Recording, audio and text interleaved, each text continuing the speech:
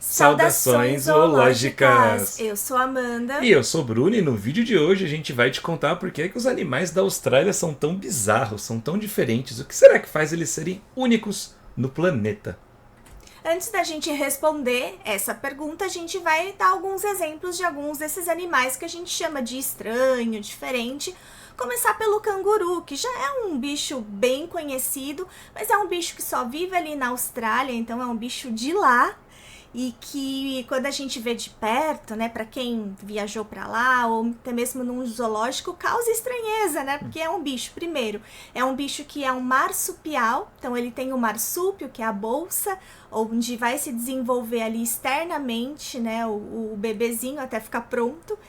E ele é o maior marsupial que existe, né? Na verdade, existem várias espécies de cangurus, mas a maior delas é o canguru vermelho. Então é um bicho que sim, é realmente bem bizarro, que tem essas pernas longas, que pula, que dá soco. A gente tem um vídeo sobre a biologia insana dos cangurus, a gente vai deixar linkado na descrição.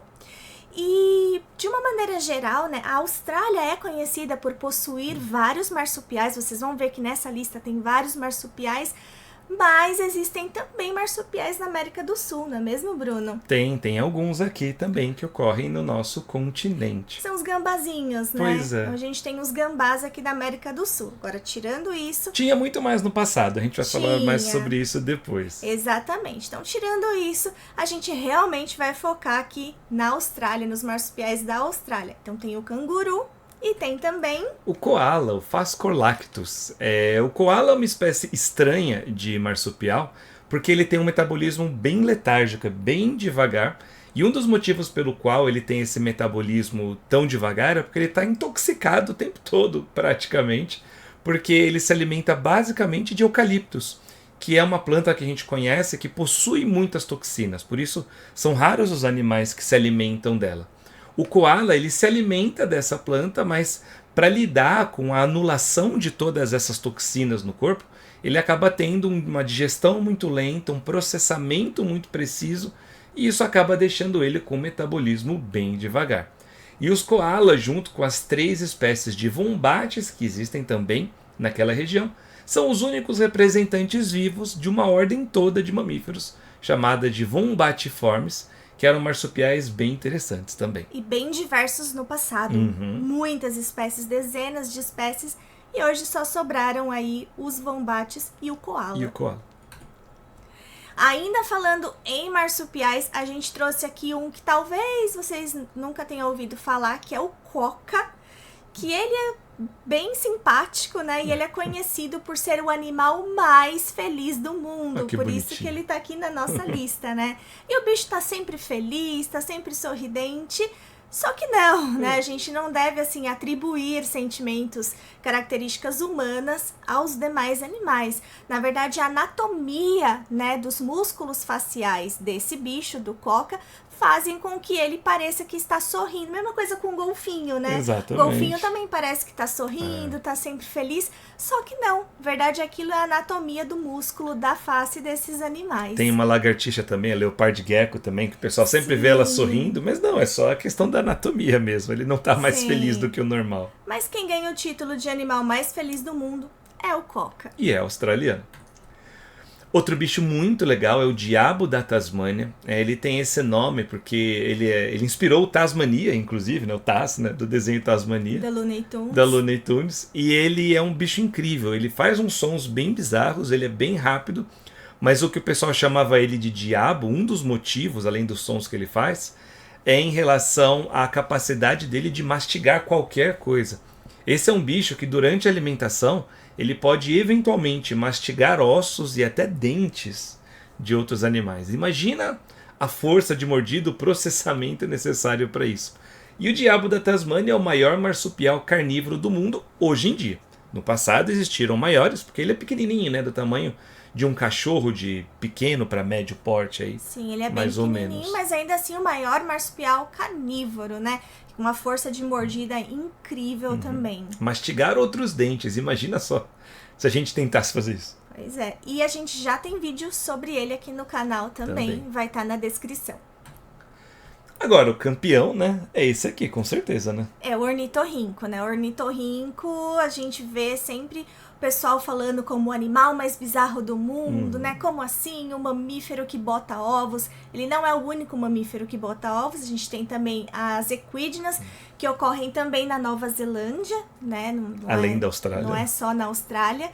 E eles são dessa linhagem, né? Dessa linhagem mais basal dos mamíferos que botam ovos. Então, assim, a origem, né, da linhagem dos mamíferos é uma origem ovípara em termos de reprodução. Então, nós botávamos ovos no passado lá também, atrás. né? A condição ancestral é essa. Mas o grupo dos monotrematos mantém essa característica, né? E a bizarrice do ornitorrinco não é só botar ovos. Se fosse só isso, estava de boa, Tava né? ótimo. Além dele ter esse bico estranho, que parece um bico de um pato, ele é um animal que ele brilha no escuro, ele não tem estômago, e os machos ainda têm um esporão venenoso na parte de trás, né, da patinha.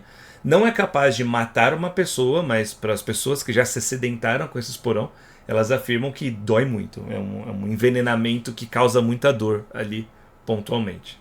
É Bem um bicho bizarro. bem curioso, né? Em relação a essa questão deles brilharem no escuro, eles têm algumas proteínas ali superficiais que absorvem a luz do ambiente e devolvem essa luz no outro comprimento de onda. Então eles são fluorescentes. Super legal, uma descoberta recente, inclusive. E aí imagina você tá indo lá fazendo um passeio numa praia da Austrália, todo deitado ali, coloca sua canga e deita para tomar sol e de repente para um crocodilo do seu lado. E não qualquer crocodilo, mas o maior crocodilo do mundo, com tamanhos que podem chegar a ultrapassar 6 metros de comprimento. Esse aqui é o crocodilos porosos, que é o crocodilo de água salgada. Ele é o maior crocodilo do mundo. Ele não é o único crocodilo a se aventurar em água salgada, né, em águas salobras. Temos outras espécies de crocodilianos que eventualmente entram na água salgada também, mas é mais naquele estuário, né, no encontro da água do mar com o rio. Mas essa espécie de crocodilo de água salgada, o crocodilo porosos, ele literalmente nada no mar, vai na praia. Aí é uma fotinho dele ali na praia. Então ele tem essa tolerância, né? Bem alta a salinidade. Alta salinidade. Muito interessante. Outro bicho perigoso lá na Austrália para você é a vespa do mar, que é essa água viva que tem um veneno extremamente tóxico para gente. Algumas pessoas, alguns relatos de pessoas que já foram tocadas por esses tentáculos também afirmam que causa muita dor, muito desconforto. E dependendo da quantidade de toxinas que são injetadas em você, você pode até eventualmente morrer por conta dessas toxinas. E continuando nos invertebrados, agora a gente vai falar das aranhas. A Austrália também é conhecida por ter algumas espécies de aranhas bem peculiares. Uma delas é a Atrax robustus, que é considerada a aranha mais perigosa do mundo, também em termos de toxicidade de veneno para humanos. É uma aranha pequenininha, mas que tem um veneno que é muito potente pra gente. Então é um bichinho assim pra ficar alerta, né? Quando for pra Austrália. Mais um pra lista de bichos da Austrália pra ficar alerta, né? Exatamente. Outra aranha perigosa de lá é a Gold Orb Spider. Essa não é perigosa pra gente, pelo menos, mas é perigosa para as aves, pois ela é uma aranha que ela consegue eventualmente até mesmo capturar pequenas aves que ficam presas em suas teias.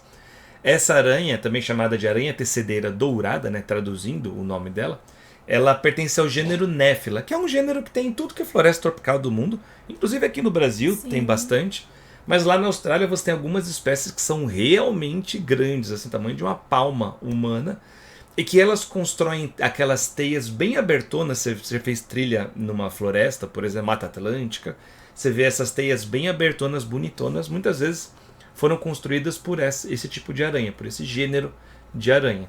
E elas comem principalmente invertebrados. Os passarinhos não estão no cardápio principal dela, mas eventualmente um bicho fica preso, ela vai lá e não desperdiça, aproveita a refeição, mesmo sendo um vertebrado. E agora falando um pouco da fauna extinta, porque no passado a Austrália também tinha animais bizarríssimos, como por exemplo o Diprotodon, que foi simplesmente o maior marsupial de todos os tempos, o bicho com cerca de suas 3 toneladas, né, de peso, um marsupial aí do tamanho de um rinoceronte, bicho robustão. Temos também o tilacóleo, que é o leão marsupial, que a gente tem vídeo aqui, vídeo recente que a gente fez no canal, que é um bicho muito peculiar também, com uma poderosa força de mordida.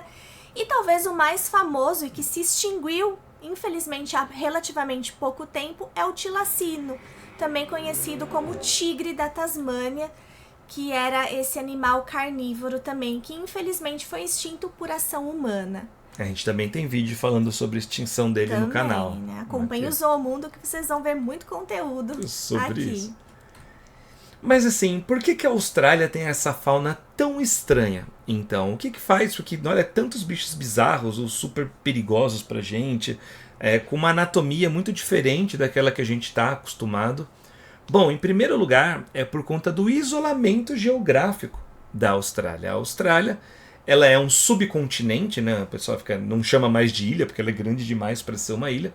Então ela entra como um subcontinente, mas entra como esse ambiente insular, entre aspas, né? Porque é como se ela funciona como se fosse uma ilha, no sentido dela estar isolada das outras massas de terra. Sim. Então, para animais terrestres, principalmente, é muito difícil chegar na Austrália. Justamente por estar isolada do resto do mundo, os animais que ficaram por ali, eles acabaram se reproduzindo com outras populações que já estavam ali, e eles não trocam genes com populações que vêm de outros lugares. Ao longo do tempo, isso faz com que eles vão se diferenciando cada vez mais do que os animais da mesma linhagem que estão em outras regiões do mundo, aumentando o que a gente chama de endemismo, né? que é quando um animal a gente diz que ele é endêmico, que ele é exclusivo daquele lugar. Ele não é encontrado em nenhum outro lugar do mundo, aquela espécie é endêmica daquela região.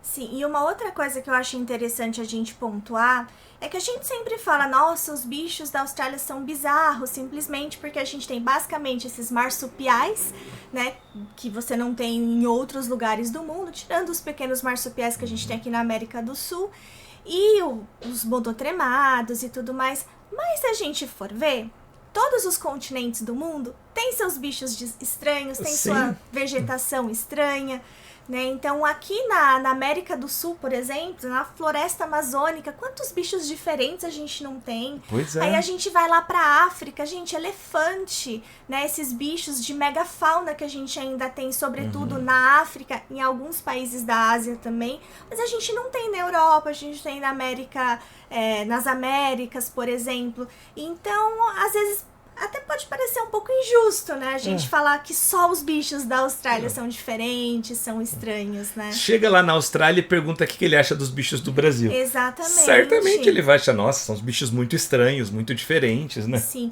E o endemismo, ele tá presente em todos os lugares. Então sempre vai ter algum bicho, alguma planta que só vai ter naquele país. Né? Então é legal a gente pontuar isso também. E uma coisa que a gente acha impressionante também é que até pouco tempo atrás, em termos geológicos, a fauna do Brasil e aqui da América do Sul era muito parecida com a fauna da Austrália. Olha só que interessante. Aqui a gente tem alguns mapas mostrando a dança dos continentes ao longo dos últimos 220, 250 milhões de anos. A deriva aqui, continental, né? Que é a movimentação de todos esses continentes. Então, no Permiano e no começo do Triássico, você tinha todo esse grupo de continentes juntos formando a Pangeia. Depois, conforme isso foi avançando, você tem a quebra em 2 anéis diferentes continentais. Você tem a parte da Laurásia, que são os continentes do norte, e a parte do Gondwana, que são os continentes do sul. E assim ficou durante boa parte da Era Mesozoica, da Era dos Dinossauros. Conforme você foi se aproximando do final da Era dos Dinossauros, a África e a América do Sul elas se separam. Mas a América do Sul ela ainda continua com algumas pontes de terra, eventualmente, com a Antártica. E a Antártica ela continua com pontes de terra com a Austrália. Então você tinha uma faixa continental que começava na América do Sul, ia para a Antártica e chegava lá no final na Austrália. E a fauna entre esses 3 lugares era muito parecida. Tanto que a gente tem uma fauna extinta aqui muito grande de marsupiais. Não sobrou quase nada de marsupial hoje em dia por aqui. Por que não sobrou esses marsupiais? Por que não sobrou? Porque quando a América do Sul se separou mesmo, né, da Antártica e consequentemente da Austrália, ela migrou e aí teve a ponte de terra que conectou com a América do Norte, que é ali a região do Istmo do Panamá. E por conta dessa conexão, a gente teve o grande intercâmbio faunístico das Américas. Ou seja, houve uma troca ali de fauna entre a América do Norte e a América do Sul. Só que os bichos que desceram, né, da América do Norte para cá, competiram, né, com os bichos aqui da América do Sul. Então, muito bicho da América do Sul foi extinto por conta desse intercâmbio faunístico, né? A maioria, inclusive, né? Então, a maioria esmagadora. Foram dizimados esses daqui. E por que os bichos da América do Norte tiveram vantagem sobre os bichos da América do Sul? Eles provavelmente estavam mais habituados a invasões biológicas, porque a América do Norte esteve conectada com a Eurásia durante muito tempo. Então, vira e mexe, tinha invasão dessas linhagens. Então, os bichos da América do Norte estavam mais acostumados a lidar com essa competição. Ali pelo Estreito de Bering, né? Pela Beríngia. Pela Ásia, né? Pela Ásia. Então, eles estavam acostumados. E aí, quando eles foram, então, né, houve a troca com a América do Sul, eles levaram essa vantagem. E aí tem uma coisa muito legal, é que se você olha para o registro fóssil, o registro mais antigo de um ornitorrinco do mundo, ele é esse aqui, é o Monotrematum. Ele vem da Argentina.